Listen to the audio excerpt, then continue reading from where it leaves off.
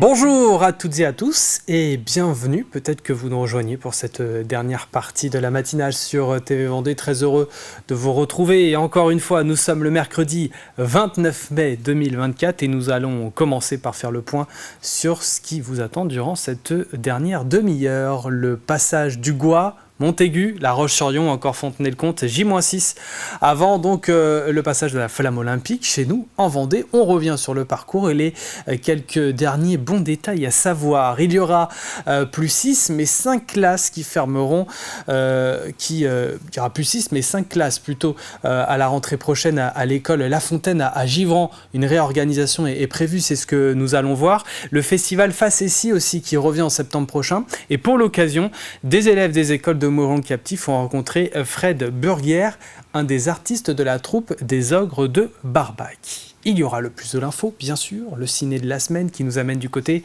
de La Roche-sur-Yon et l'extrait du jour. Il s'agit de Y'a une asso pour ça. Le jeu de la semaine avec la question qui arrive et le tout nouvel indice pour vous aider, bien sûr, si vous n'avez pas encore trouvé la réponse à cette question. En jeu, deux entrées pour deux d'entre vous. Pour le Zoo des Sables, donc le tirage au sort c'est vendredi, un parc à découvrir entre amis ou en famille. Mais avant tout ça, avant de développer toutes ces grandes lignes, faisons ensemble un petit point météo avec un temps bien gris encore une fois sur la Vendée. Une faible perturbation pluvieuse gagne le nord-ouest du département. Tout ça avec du vent, ça remonte un peu côté thermomètre puisque nous avons de 14 à 16 degrés. Le ciel va rester encombré dans l'après-midi avec de petits risques d'averses. Au meilleur de la journée, nous aurons entre 17 et 18 degrés. Les marées maintenant, avec une pleine mer qui est prévue à 9h43 puis 22h18 ce soir, 15h43 pour ce qui est de la basse mer cet après-midi, coefficient de marée 59-56. Les marchés alimentaires du jour, et on peut voir qu'il y en a un petit peu partout le mercredi dans le département. Là encore, comme vous pouvez le voir, on peut en trouver à Saint-Pierre-du-Chemin, Angles, mais aussi Belvigny et La Roche-sur-Yon, à 13-Septier, un petit peu plus au nord également. Nous sommes le 29 mai, ça passe vite, 2024 et le 29 mai, nous souhaitons une bonne fête aux Ursula, Ayoub et Bonnie. L'Assemblée Générale a proclamé le 29 mai journée internationale des casques bleus des Nations Unies et ce pour rendre hommage à tous les hommes et à toutes les femmes qui ont servi dans des opérations de maintien de la paix. D'ailleurs, pour les plus jeunes qui nous regardent, nous écoutent, si vous avez entre 18 et 29 ans, vous pouvez devenir volontaire pour la paix sur le site dédié de l'ONU. Le soleil, quant à lui, va se coucher ce soir en Vendée pour 21h49. Allez, il est temps de passer au journal 100% local de la rédaction. C'est parti.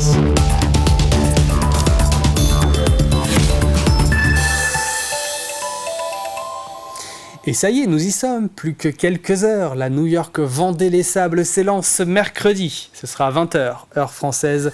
30 marins sont au programme de cette course qualificative au Vendée Globe. Une course dans la course. Cette régate transatlantique est la dernière répétition avant cet événement majeur qui arrive le 10 novembre prochain. La course devrait faire son arrivée en début de semaine prochaine sur la côte vendéenne. Les détails avec Hubert Lemonnier, le directeur de la New York Vendée. Le programme, c'est quand même un convoyage déjà, qui est une étape importante jusqu'à la ligne de départ sur des vents qui sont relativement légers, mais portants, donc c'est plutôt pas mal. Et ensuite, donc, les bateaux partiront sur une route nord-est pour remonter vers la proximité de la zone des glaces pour faire route vers les Sables d'Olonne. C'est pas une transatlantique qui va être très rapide. Là, les routages, au moment où on se parle, en tout cas, montrent des conditions plutôt relativement lentes. Mais il y aura des allures plutôt portantes et puis ensuite, il y aura du près, certainement. Aujourd'hui, les routages donnent une arrivée aux alentours du 8-9. Et notez-le bien dans votre agenda si ce n'est pas fait. Ce soir, émission spéciale sur TV Vendée à suivre à partir de 19h30. Vous pourrez suivre la course New York Vendée. C'est un autre événement majuscule, le passage de la flamme. Rendez-vous mardi pour cela. 100 porteurs ont été choisis pour vivre ce rendez-vous de l'intérieur. Parmi aussi personnalités du monde sportif vendéen, dont les candidatures ont été soumises par le département. À 8h, premier passage du Gois justement, puis Fontenay-le-Comte, le Puy du Fou, La Roche-sur-Yon, la Pointe d'Arcet, et puis pour conclure cette très belle journée, les Sables d'Olonne. Les derniers détails avec notre journaliste Simon Filippo. Certains sites du relais de la flamme en Vendée ne seront pas accessibles au public. C'est le cas par exemple du Gois où la flamme passera dès 8h, un site fermé pour des questions de sécurité. Également le cas de la Pointe d'Arcet où le public ne pourra pas accéder afin de préserver la faune et la flore du lieu. Et également le cas du parc du Puy du Fou qui lui ne sera accessible que par les détenteurs de billets pour le Grand Parc et où le relais de la flamme s'élancera à 12h30. Pour les deux premiers, il sera néanmoins possible de suivre cette flamme avec des écrans géants installés à Beauvoir-sur-Mer et à l'Aiguillon, la Presqu'île. Concernant les autres sites qui, eux, seront accessibles au public, eh bien rendez-vous à Fontenay-le-Comte à partir de 8h35 pour un relais de la flamme qui s'élancera du centre scolaire Bourron-Massé, qui passera devant la caserne Béliard avant de se terminer en plein centre-ville devant le musée. Parmi les animations, il y aura notamment une fresque humaine géante avec 350 militaires. Direction ensuite Montaigu-Vendée avec un départ du relais prévu à 11h29 depuis le collège Jules Ferry avant de traverser le centre-ville en passant par l'hôtel de ville et une arrivée au complexe Maxime Bossis, habitué à accueillir tous les ans le mondial football de Montaigu et où plusieurs milliers d'élèves vont composer une fresque aux couleurs des anneaux olympiques. Le relais de la flamme partira ensuite à 14h51 dans les rues de la Roche-sur-Yon, départ au complexe Arago, passage près du stade Jules Ladoumègue avant de revenir dans le centre-ville en passant devant l'hôtel du département, puis la place de la Vendée. La flamme traversera ensuite le Haras où une chorégraphie équestre est prévue avant de terminer sa route place Napoléon. À noter que de nombreuses animations sont prévues place de la Vendée dès 9h30. La flamme achèvera son relais vendéen au Sables d'Olonne à 17h58.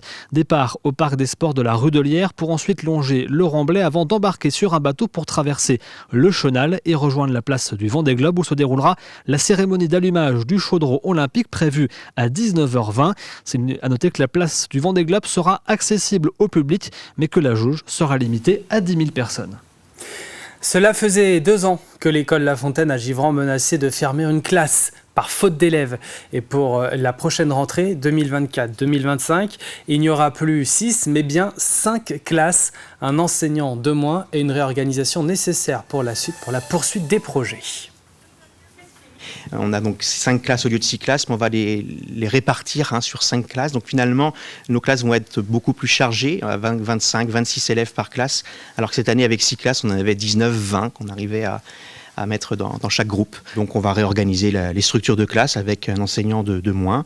Donc voilà, et tout simplement avec quand même des projets à poursuivre autour de l'école, notamment des travaux.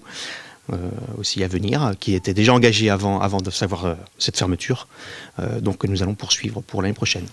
Hélène Babary, qui enseigne au CM1, CM2 depuis 8 ans, doit quitter l'établissement. Elle a appris la nouvelle avec beaucoup d'émotion et en effet beaucoup appris dans cette équipe de professeurs soudés. Et dans le privé, la règle, c'est que voilà, si quelqu'un a envie de partir, c'est celui qui part. Si personne n'a envie de partir, c'est celui qui a le moins d'ancienneté dans l'enseignement. Donc là, c'était moi pour cette équipe. Donc ça faisait déjà 2 ans que je signais le papier comme quoi je savais que je partais si ça fermait. Donc je croisais les doigts, mais cette année, ça passe pas. Donc c'est avec un pincement au cœur, bien sûr, que je l'ai appris. Ils m'ont appris beaucoup de choses. J'avais 4 ans d'ancienneté, maintenant j'en ai 12. Donc je vais repartir, mais avec plein de bons souvenirs dans cette équipe, vraiment. Le relais fleurit, organiser une rencontre entre ses différents partenaires. Ce projet social chalandais s'inscrit dans les actions d'habitat et humanisme. L'association s'occupe de trouver les logements. Ils sont propriétaires de ceux qui utilisent la pension de famille. L'objectif donc, accompagner ces 20 résidents en situation de précarité dans leurs différentes démarches, accès aux soins, accompagnement administratif ou encore aide à la gestion du temps libre. Sur place hier, la pension de famille justement a présenté ses dernières actualités et a invité les partenaires présents à échanger autour d'un déjeuner. Un projet en particulier, l'aménagement de notre extension. Puisqu'on est passé de 11 résidents à 20 résidents sur la structure, donc le relais fleuri de l'association Habitat Humanisme. Alors aujourd'hui, notre association sur la Vendée représente à peu près 230 logements mobilisés dans le parc privé principalement. Donc c'est le principal défi pour nous, c'est de mobiliser ce parc privé de bailleurs qui seraient prêts à nous laisser leur logement en gestion pour faire bénéficier des gens qui ont du mal à rejoindre le parc de logement classique, à avoir un logement décent et correspondant à leurs besoins. Dans toute autre chose maintenant, les élèves des écoles de Mouilleron-le-Captif ont rencontré Fred Burguière, un des artistes de la troupe des Ogres de Barbac. L'idée était de découvrir son métier et son univers artistique. Une rencontre qui s'inscrit dans un projet pédagogique mené à l'école quelques mois avant le festival Facessi qui accueillera justement le groupe. Ce sera en septembre prochain précisément. Sujet qui nous est proposé par Clément Guillonneau. Ces jeunes élèves mouilleronnais ont eu le plaisir de passer près d'une heure en compagnie de Fredo de la troupe des Ogres de Barbac. Une rencontre qui intervient dans le cadre d'un projet pédagogique créé par la troupe et proposé aux écoles. Avec notre tournée Pitocha, donc sous un chapiteau, avec un spectacle tout public, mais essentiellement quand même axé pour les enfants, on se promène un peu partout et c'est vrai qu'on a voulu en fait pousser un petit peu l'action jusqu'à faire un projet pédagogique. Une rencontre qui a été préparée en amont à l'école, avec notamment l'apprentissage de quelques chansons de la compagnie.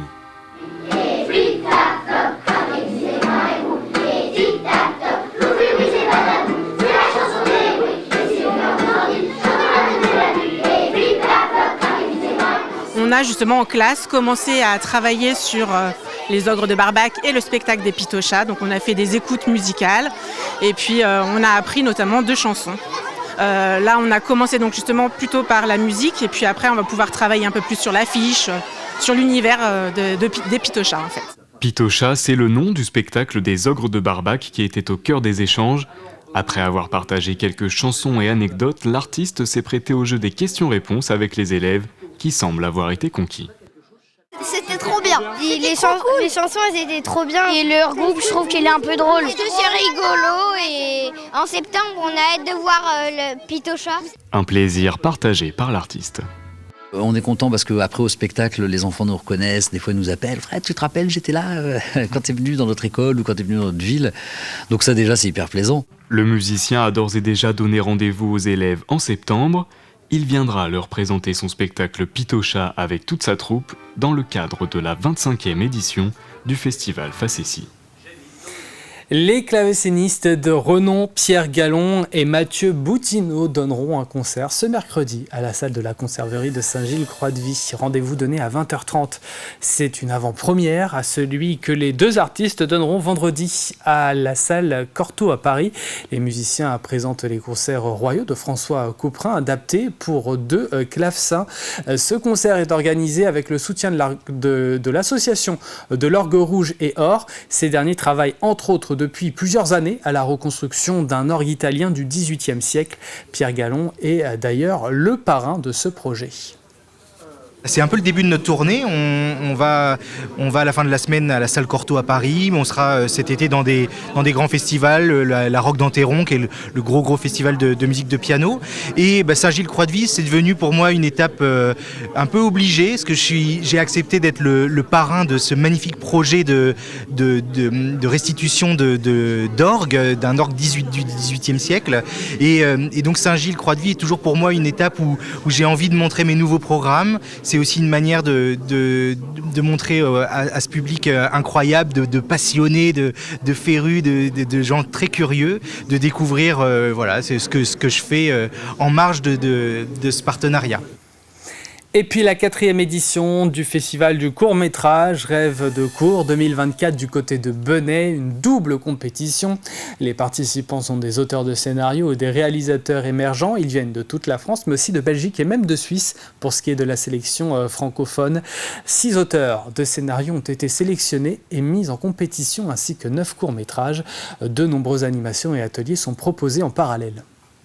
On est très fiers, on a Valérie Mérès qui est la présidente de cette 4e édition qui a accepté de venir pour ce festival. Elle sera là dès jeudi et samedi elle rencontrera le public puisqu'à 16h30 au Transfo, il y a une séance particulière où elle répondra aux questions du public bien évidemment. Et on a aussi des ateliers pour les petits et grands qui vont se mettre en place. On va faire du stop motion aux plus jeunes, donc c'est l'image par image. Il y a une maquilleuse effets spéciaux qui sera là aussi, qui va montrer ses techniques. Ça, c'est les jeunes adorent. Elle est là depuis la première édition et ils demandent tous les ans qu'elle revienne. Donc plein de petites choses autour où le public peut venir gratuitement parce que quasiment tout est gratuit. Renseignements complémentaires sur fdecours.com. Voilà pour l'essentiel de l'actualité. Voici maintenant les prévisions météo détaillées du jour et c'est encore un temps bien maussade qui nous accompagne dès ce début de journée avec aussi une faible perturbation pluvieuse qui gagne le nord-ouest de la Vendée. Tout ça avec un petit peu de vent. Ça monte un peu côté thermomètre, 14 degrés à Chantonnay, 15 pour Châlons, La Roche-sur-Yon, 16 en bord de mer.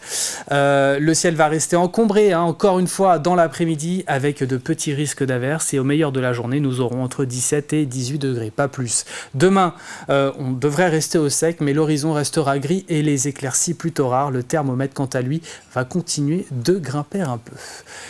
À suivre dans quelques instants, maintenant, le ciné de la semaine. Il y aura aussi l'extrait du jour, c'est celui du prochain, il y a une asso pour ça à retrouver aujourd'hui sur TV Vendée, et le jeu. Mais avant tout ça, c'est parti pour le plus de l'info.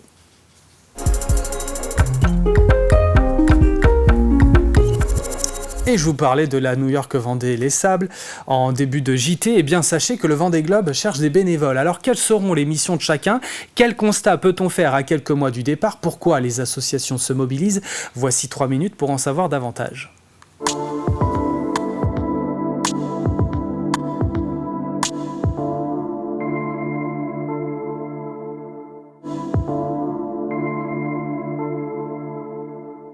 Alors je ferai une réponse bizarre dans un premier temps. On en a trouvé, on va dire, les 3/4 sur nos fonds propres. Sur nos fonds propres, ça veut dire quoi? Sur nos adhérents. Les adhérents ont répondu en masse, présents pour ce Vendée Globe 2024. Et il nous en reste encore quelques-uns à trouver. On n'a pas encore tous les éléments, donc on attend un tout petit peu. Mais on va lancer un appel par voie de presse, certainement, pour compléter l'effectif. C'est difficile à dire à aujourd'hui, mais peut-être une 50aine. C'est pas grand-chose. On les trouvera. C'est des bénévoles pour assurer un certain nombre de choses, mais avant tout, c'est la sécurité. La sécurité, le contrôle. Donc ça se traduit par des postes aux entrées, accompagnés d'agents de sécurité, et puis des postes à l'intérieur du village, au PC Presse, en haut des pontons, sur les pontons, au maniement de la passerelle, enfin tout ce qui est un petit peu des zones où l'on doit essayer de filtrer, on va dire ça comme ça, essentiellement. On est presque au compte et que chaque Vendée Globe amène un besoin supplémentaire parce qu'il y a d'abord plus de compétiteurs et puis ça grandit, il y a plus de visiteurs. Avant il y avait besoin de 300 bénévoles, aujourd'hui on en est presque à 400 et que on continue et qu'effectivement on trouve sans trop de soucis à trouver les gens qui ont envie de participer à un événement qui est très important. Sur la période du Vendée Globe, il est aujourd'hui prévu entre 20 à 60 000 visiteurs par jour, selon les jours, les week-ends beaucoup plus que dans la semaine. Souvent, c'est des stages de discussion et de formation par des gens qui connaissent et qui sont en mesure de nous apporter, surtout sur la sécurité, des informations de façon à être bien placés et bien organisés. Rendre service, pourquoi? Parce que quand ces associations ou ces institutionnels veulent organiser ou ont envie d'organiser un événement, ils n'ont pas forcément tous les moyens humains à leur disposition. Et à ce moment-là, ils font appel à nous. Et en fonction de nos disponibilités, de nos possibilités, on met à disposition 1, 2, 15, 20, 50 bénévoles en fonction des événements.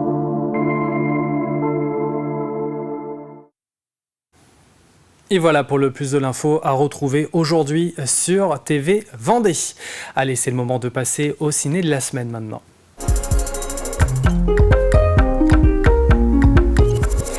Oui, parce que le Cinéville de La Roche-sur-Yon va bientôt voir la venue de Danny Boone et Florence Arnay pour La famille Hendrix en salle le 26 juin prochain. On vous a même préparé une petite bande-annonce. Autre actualité, on y a vu le nombre d'entrées exploser avec le film Un petit truc en plus, 3e cinéma de France avec plus de 28 000 spectateurs. Ça fait du coup du film le 5e plus gros succès au box-office du Cinéville de La Roche-sur-Yon sur les 10 dernières années. Et on s'est même offert le petit luxe sur la semaine du 15 mai de passer cinéma numéro 1 en France. Avec plus de 8400 entrées, on a réalisé la 2e plus grosse semaine pour nous sur le film.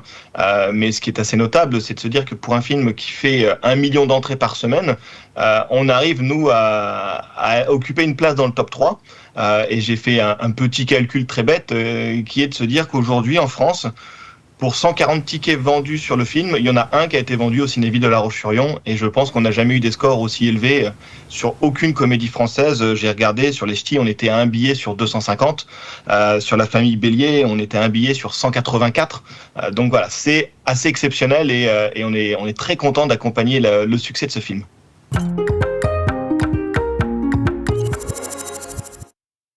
Danny Boone viendra au Cinéville accompagné de Laurence Arnay, donc qui réalise et joue dans le film. Danny Boone était déjà venu nous voir l'année dernière pour La Vie pour de vrai, son précédent film en tant que réalisateur. On avait réussi à remplir 3 salles avec lui. Et là, on voit bien qu'il y a encore de nouveau un très bel engouement sur cette avant-première. On promet du rire et de l'émotion sur ce film et un très beau moment d'échange avec Danny Boone et Laurence Arnay juste avant la séance. Ludo, on a besoin d'air là. Ça fait 2 ans qu'on trime comme des malades dans cette baraque. Henri veut aller vivre chez son père. Ah, mon fiston! Il est malheureux avec moi et c'est mon job de le rendre heureux. Donc, on part en road trip. Maintenant. Maintenant? Ouais. Faut qu'on la soude, cette famille. On part tous les 4 en vacances, à l'aventure. Plutôt crevé. Allez, c'est presque fini, chérie. Tu râles un peu là, mais je te connais, tu vas adorer. On dort pas à 4 dans ce truc. Mais si. Maman! Il y a 876 € sur le compte, donc c'est largement suffisant pour une semaine. Oh, putain. On a monté un groupe de musique. Ouais! D'ailleurs, faudrait qu'on trouve un nom. Faudra un truc qui claque. Family Recomposed. C'est atroce.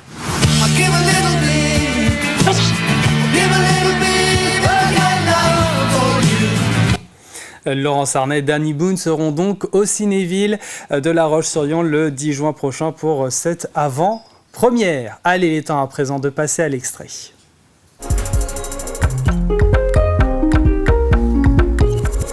La mobilité est devenue un enjeu majeur pour les collectivités locales. C'est un axe de développement, comme le vélo par exemple. C'est bon pour la santé, la ville, nos campagnes, tout le monde y gagne. C'est bon pour la planète.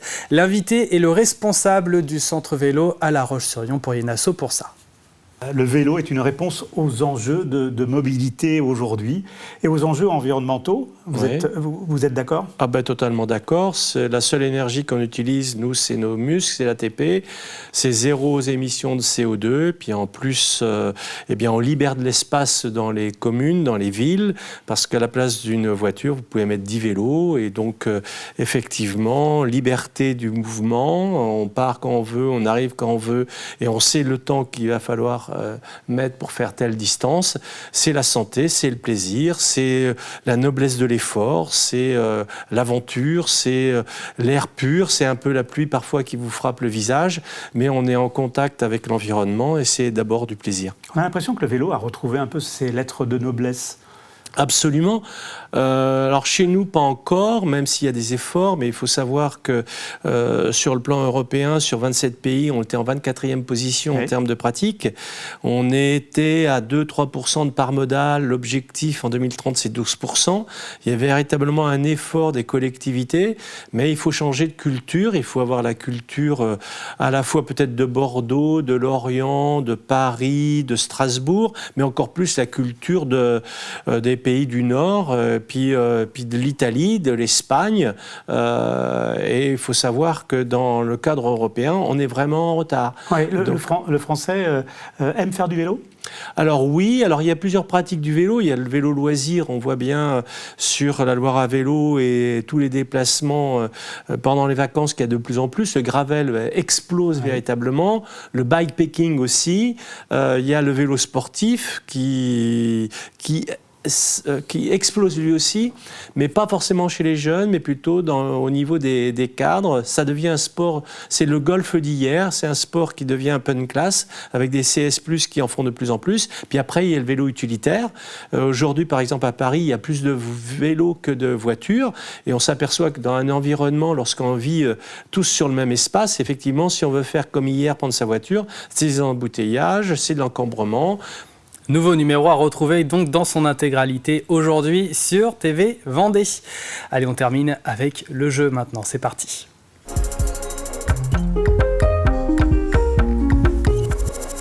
Nous offrons donc à 2 d'entre vous 2 billets, donc direction le Zoo des Sables, notre partenaire cette semaine. Mais vous le savez, il y a une condition pour cela, c'est de répondre à la question. La voici. Dans quelle commune un nouveau cinéma va voir le jour en juin? Voici donc le 3e indice. Un célèbre tournoi de football s'y tient. Si vous avez la réponse, direction notre site internet tvvendée.fr. Bonne chance! C'est la fin de cette matinale, merci de l'avoir suivi. L'info revient à 12h30, ce sera avec Julie Morini. Passez une excellente journée sur TV Vendée.